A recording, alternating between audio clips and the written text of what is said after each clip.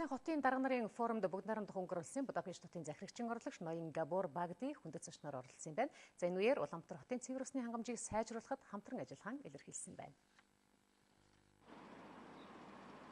Өнгөрсөн онд Унгар улсын ерөнхий сайд манай улсад айлчилсан.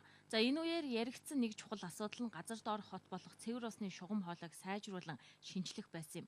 Ингээд ус сувгийн удирдах газартай хамтран ажиллах гэрээ байгуулсан. Энэ ажил дээр Будапешт хот хамтран ажиллахаар болж байна.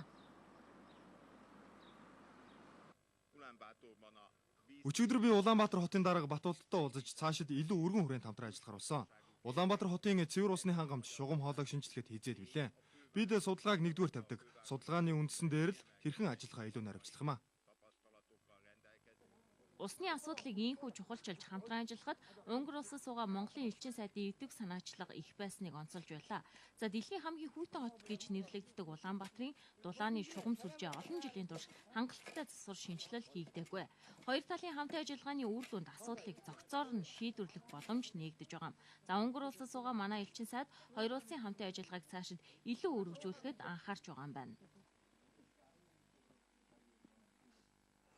Архангай аймгийн Хашаад сумын нутагт орших хөшөө цайдан